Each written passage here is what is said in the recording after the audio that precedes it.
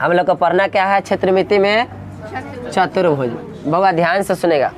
तो सबसे पहले जानेंगे कि क्या होती है चतुर्भुज, किसे कहेंगे। बउआ नाम से क्लियर है, चतुर्भुज चार भुजा वाली। चतुर्भुज मतलब चार भुजा वाली आकृति। चार भुजा की कोई भी आकृति बनी होगी उसे हम लोग चतुर्भुज कहेंगे, लेकिन आकृति बंद होनी चाहिए। ऐसा नहीं कि एक आकृति यह बना दिए चार भुजा वाली आकृति है, इसको कहे कि बउआ यह चतुर्भुज है। चतुर्भुज है? क्यों नहीं हुआ? चार भुजा नहीं है? 1 2 3 4 भुजा तो है, लेकिन यह चतुर्भुज नहीं है। काहे नहीं है? हाँ, बंद नहीं है। तो अब हम सब इसी को यदि बंद कर दे बउआ, यहाँ से इस तरह से सटा करके खींच दे, यहाँ से सटा करके खींच दे, तब हम लोग इसे क्या कहेंगे? चतुर्भुज। चार भुजाओं से बने बंद आकृति चतुर्भुज कहलाता है। तो अब यहाँ पर क्वेश्चन बनेगी कि चतुर्भुज में कितनी भुजाएं होती है? चार भुजा। अभी पढ़े ना, चार भुजा से बनी बंद आकृति चतुर्भुज कहलाता है। आपसे क्वेश्चन पूछा जाए कि चतुर्भुज में कितनी भुजाएं होती है? चार भुजा। अच्छा, चार भुजा को यदि बंद कर दिए, सटा दिए, तो चार गो शीर्ष बना। कौन? चार गो कौन बना ना? यहाँ पे यहाँ पे यहाँ पे यहाँ पे चार जगह कौन बना? चारों शीर्ष का नाम लिखेंगे हम लोग, A B C D। ठीक है। अब A B C D जो लिख दिए, तो यहाँ से लेकर के यहाँ तक वाली जो भुजा हुई, इस भुजा का नाम हो गया AB। इस भुजा का नाम हो गया AB। इस भुजा का नाम हो गया BC। इस भुजा का नाम हो गया CD। इस भुजा का नाम AD भी बोल सकते हैं, DA भी बोल सकते हैं। ठीक है। तो चार भुजा से बनी बंद आकृति क्या कहलाई? चतुर्भुज। इसमें कितने भुजाएं होती है? चार। कितने शीर्ष होते हैं? कोण? चार। अब प्रत्येक कोण कितना होता है? तो 90 डिग्री का। 90 डिग्री का प्रत्येक कोण कितना होता है? 90 डिग्री का। और 90 90 90 90 सभी 90 को ऐड कर दे बउआ, जोड़ दे, तो कुल मिला करके कितना जाएगा? 360 होगा ना? 360 कितना होगा? 360 कितना होगा? 360। तो एक बात जान लीजिए कि चतुर्भुज के सभी अंतः कोण का योग 360 डिग्री होता है। अंतः मतलब अंदर की कोण। ये दोनों भुजा के बीच में है बना हुआ, तो कोण अंदर में है कि चतुर्भुज के बाहर में है? अंदर में है। सभी चारों कोण अंदर में बना हुआ है ना। तो हम लोग एक नोट यहाँ से याद रखेंगे, चतुर्भुज में सभी अंतः कोण का योग 360 डिग्री होता है। याद रखेंगे, चतुर्भुज में अंतः कोण का योग 360 डिग्री होता है। क्लियर है? अब सुनिए, यह जो चतुर्भुज के बारे में हम बताए कि प्रत्येक कोण 90 डिग्री का होता है, यह हमेशा सही नहीं होता है। हमेशा सही नहीं होता है। कभी कभी ऐसा भी होता है कि इस सब कोण का मान न कम बेसी हो जाता है। कोई 90 से कम भी हो सकता है, कोई 90 से ज़्यादा भी होता है। हमेशा ऐसा नहीं होता है प्रत्येक कोण 90 डिग्री का। लेकिन ऐसा भी होता है प्रत्येक कोण 90 भी होता है और प्रत्येक कोण 90 नहीं भी होता है। किस स्थिति में 90 होगा? जब भुजाएं एकदम बिल्कुल एक दूसरे के सीध सीध में होगा। सीध सीध में होगा तो हम लोग कहेंगे प्रत्येक कोण 90 डिग्री का। और जब सीध सीध में नहीं होगा, हम चार भुजा की एक दूसरी आकृति बना करके आपको बताते हैं। एक भुजा, दूसरी भुजा, तीसरी भुजा, चौथी भुजा। चार भुजा बना दिए। सभी एकदम बिल्कुल सीध में है क्या? सीधा में नहीं है। तो यहाँ पर प्रत्येक कोण जो इसका बना यह 90 डिग्री का नहीं होगा, 90 का नहीं होगा और 90 का नहीं होगा।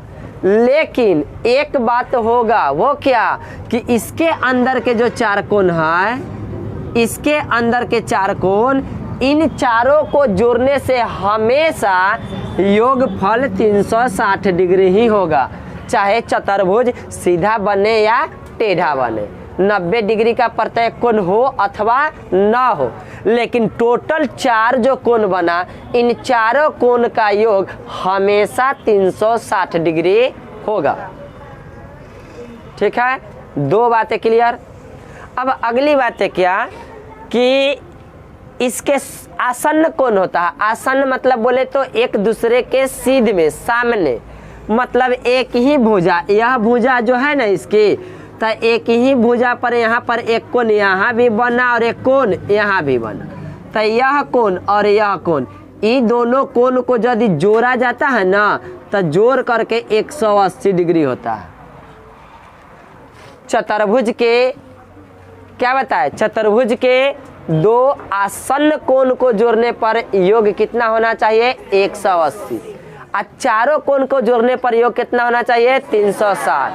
तो याद करिए 2 बातें, चतुर्भुज के चारों कोण का योगफल 360 डिग्री होता है, 2 आसन्न कोण का योगफल 180 डिग्री होता है। ठीक है, अब सुनिए, 4 भुजाओं से जो आकृति बना, तो कभी कभी एक समान आकृति बनता है, कभी कभी अलग अलग। जैसे अभी हम लोग के सामने 2 तरह की आकृति दिखाई दे रहा है। एक आकृति में सब भुजा समान दिखाई दे रहा है, एक आकृति में समान लंबाई लगता है लेकिन टेढ़ा जैसा लगता है, और टेढ़ा है भी, तिरछा है। और दूसरा आकृति हम बनाते हैं बघा,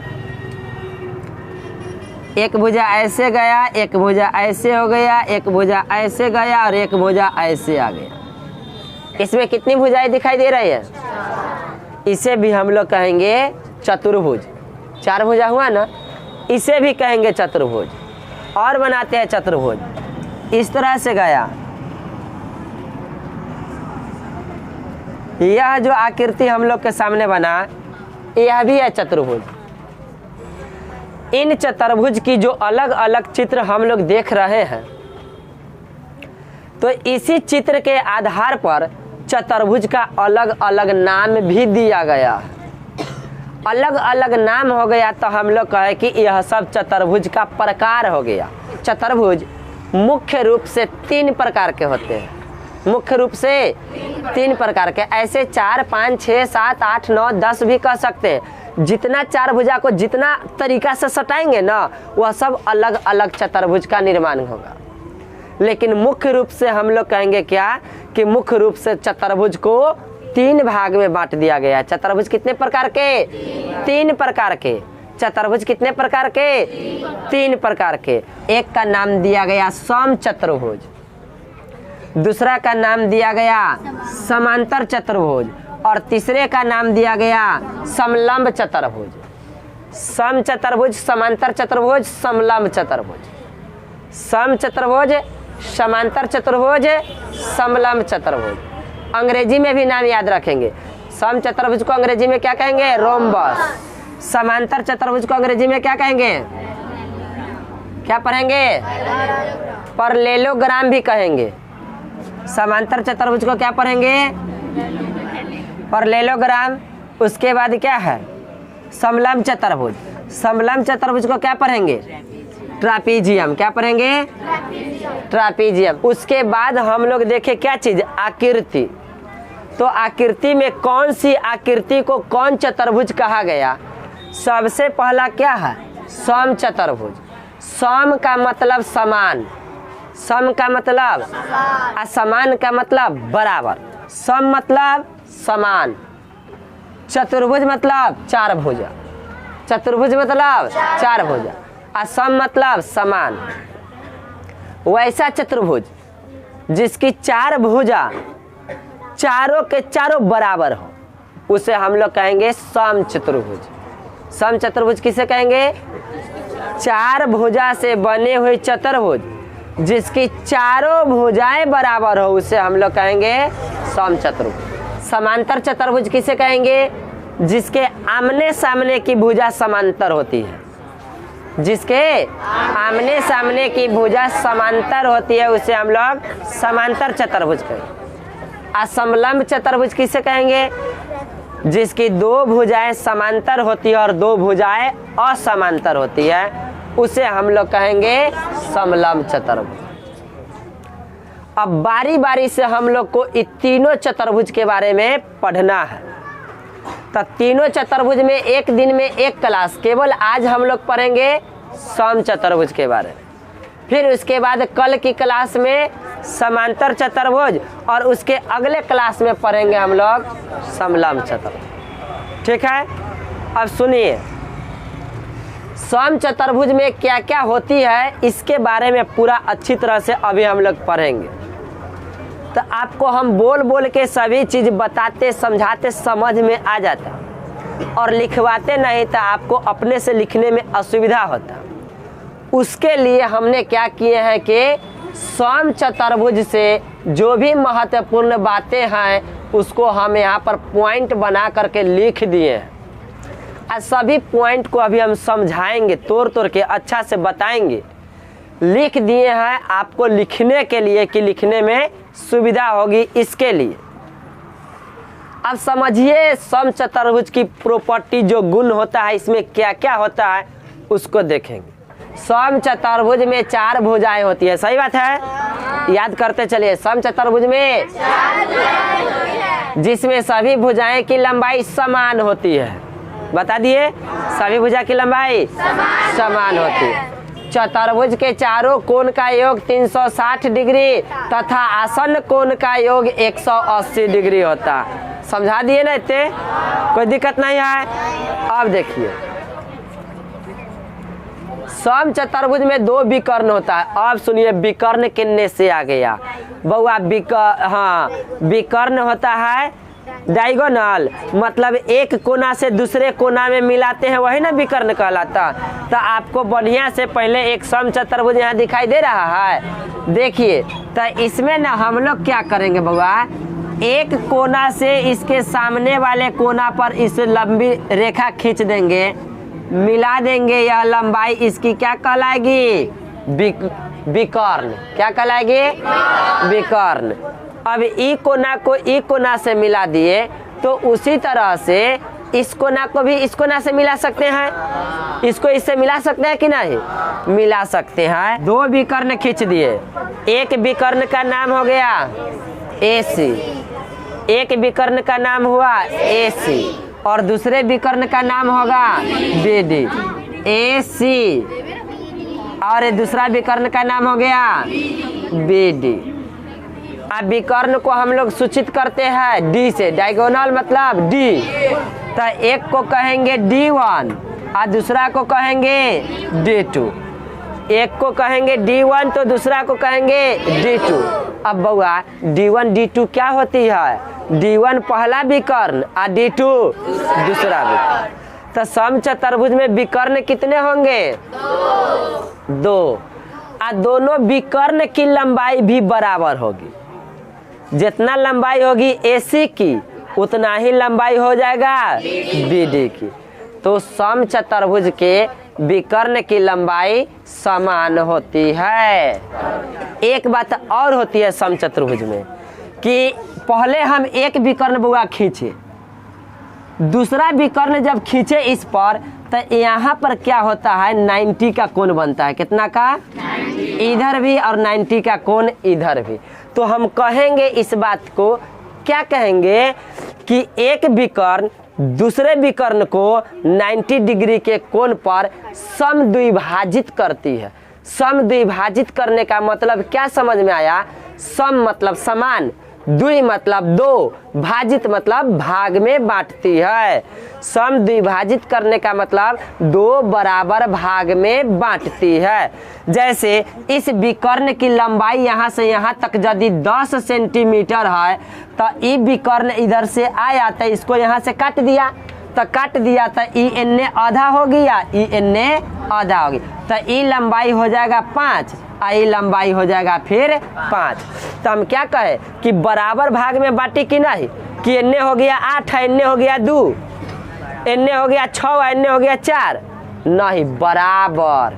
क्या बताए, बराबर। एक विकर्ण दूसरे विकर्ण को समकोण पर, समकोण बोले था 90 डिग्री के कोण पर, एक विकर्ण दूसरे विकर्ण को समकोण पर समद्विभाजित करती है। याद रखिए, हम यहाँ पर लिखे हैं सम चतुर्भुज में 2 विकर्ण होता है, जिसमें से एक विकर्ण दूसरे विकर्ण को समकोण पर समद्विभाजित करता है। बात समझ में आया कि नहीं? अब अगला नोट को देखिए, दोनों विकर्ण की लंबाई समान तथा असमान होती है। देखिए, समान तथा असमान। अभी आपको हम बताएं कि विकर्ण की लंबाई समान होती है, ये 10 है तो यह 10 होगा। और यहाँ पर बताएं कि दो विकर्ण की लंबाई समान तथा असमान। असमान के मतलब आप जानते हैं कि बराबर नहीं।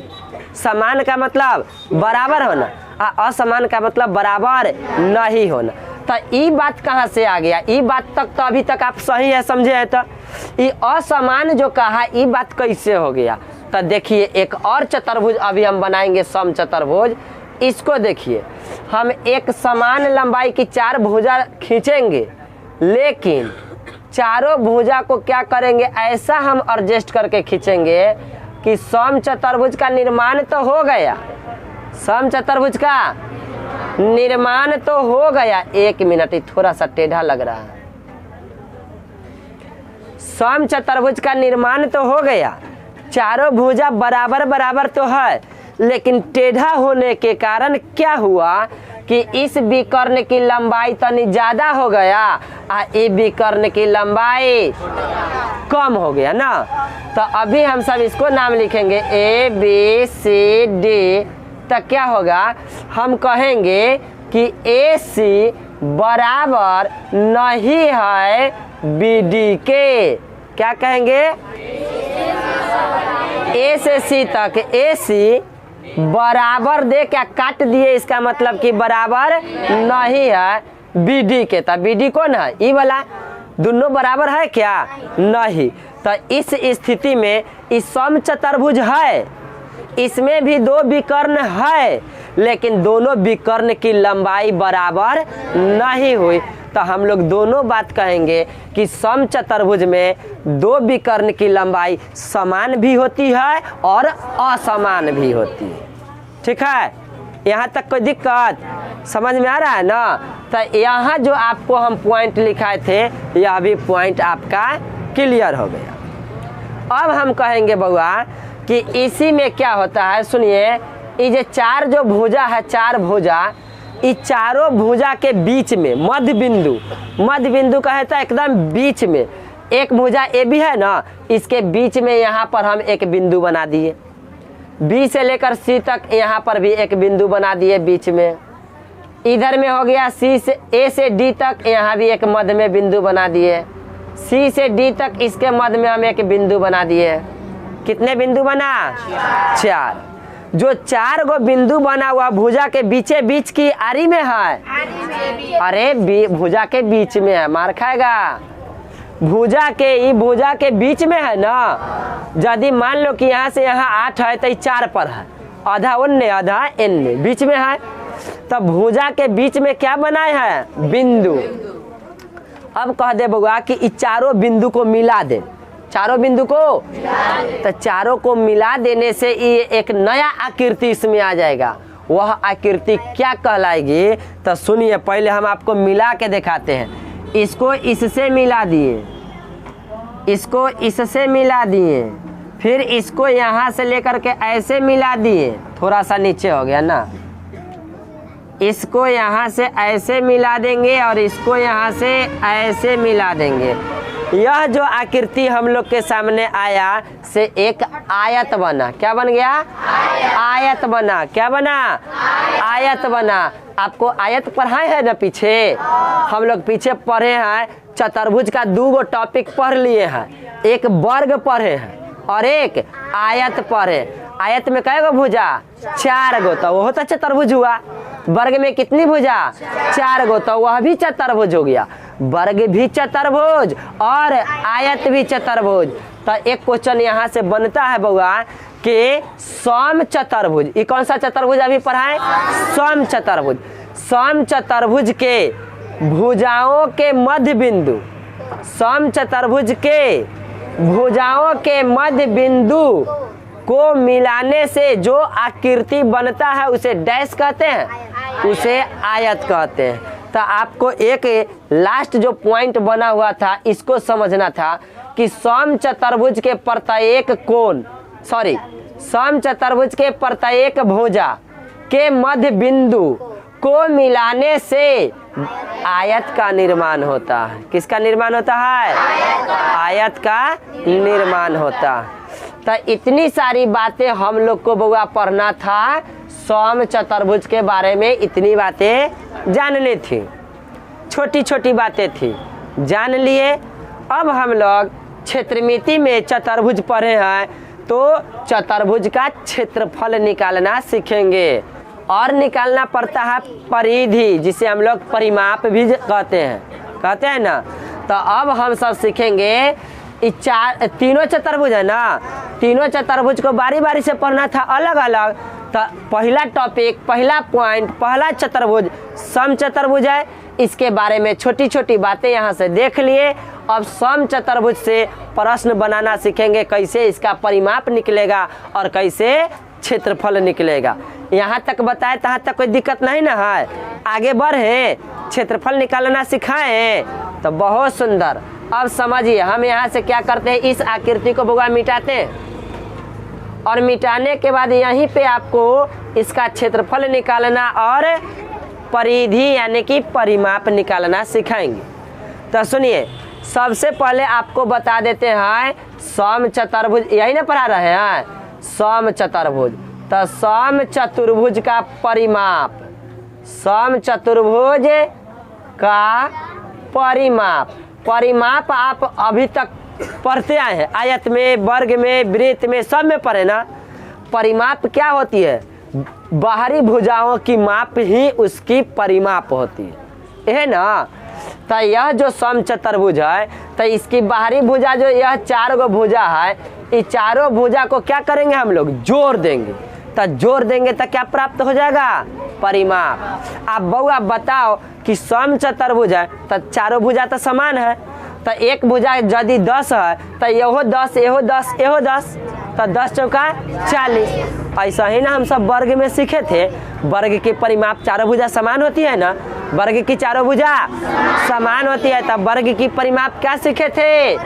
4a, मतलब 4 गुने भुजा। समचतुर्भुज पढ़ रहे हैं ना, तो समचतुर्भुज का परिमाप होगा 4 गुने भुजा।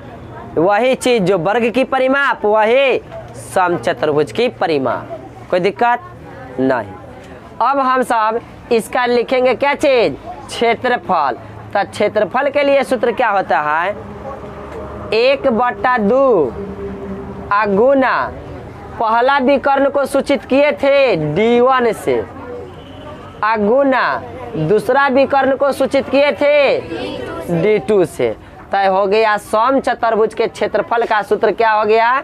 1/2 गुना D1 गुना D2। इसे हम लोग बोलेंगे कैसे? 1/2 गुना पहला विकर्ण गुने दूसरा विकर्ण, 1/2 गुने पहला विकर्ण गुने दूसरा विकर्ण। कहीं कोई किताब आप लोग जब पढ़ेंगे तो उस किताब में लिखेगा 1/2 गुने विकर्णों का गुणनफल। यह बात को लिखेगा 1/2 गुने विकर्णों का गुणनफल। अरे बउआ, गुणनफल के मतलब क्या थे? 2 गो विकर्ण है, दोनों को गुना कर देंगे, हो गया। तो ऐसे न लिख करके ऐसे लिखेगा कोई किताब में, कोई किताब में साफ से अलग अलग ही बात के तोड़ के लिखेगा। 1/2 गुने पहला विकर्ण गुना दूसरा विकर्ण, पहला विकर्ण गुना। तो आपको समचतुर्भुज से 2 गो सूत्र अभी याद कर लेना है। समचतुर्भुज का परिमाप 4a, समचतुर्भुज का क्षेत्रफल 1/2 गुने D1 गुने D2। D1 और D2 क्या है सो बता दिए, आपको पता चल गया। D1 D2 क्या है? पहला विकर्ण और दूसरा विकर्ण। अब बउआ आपसे क्वेश्चन पूछ देगा, कहेगा कि एक समचतुर्भुज है और उसके पहला विकर्ण है 12 सेंटीमीटर और दूसरा का विकर्ण है 16 सेंटीमीटर। तो कहेगा कि इसका क्षेत्रफल बताइए। तो तुरंत बैठा देना है क्षेत्रफल। कैसे? 1/2, 1/2 गुने पहला विकर्ण 12 और गुना दूसरा विकर्ण 16। 2 से काट दो, किसी को काट सकते हैं इसको 2 से काट दो। कै बार में? 8 बार में। 12 × 96 सेंटीमीटर में था, सेंटीमीटर स्क्वायर हो गया, बन गया। कोई दिक्कत नहीं आया? समझ में आ गया? अच्छा, यदि समचतुर्भुज का भुजा दे देता, यदि ई दे देता कि 4 सेंटीमीटर है, तो कहेगा कि परिमाप बताइए। तब भुजा ए हम लोग को पता हो गया 4, तब परिमाप बराबर 4 गुने ए, मतलब 4 गुने 4, तो कितना हो जाएगा? 16 सेंटीमीटर। कोई दिक्कत? समझ में आया? क्षेत्रफल और परिमाप निकाल लेंगे, कोई परेशानी नहीं ना है। और धीरे धीरे इसमें क्वेश्चन का लेवल बढ़ेगा, आपको और बढ़िया से हम समझाएंगे। अभी चतुर्भुज सिखाएं, सॉरी अभी समचतुर्भुज से परिचय कराए और समचतुर्भुज से ही उसका क्वेश्चन बनाना सिखाएं। अब 1, 2, 3 क्वेश्चन का आप लोग अभ्यास करेंगे। अभी हम क्वेश्चन लिखाएंगे, उसको अभी आप लोग बनाएंगे।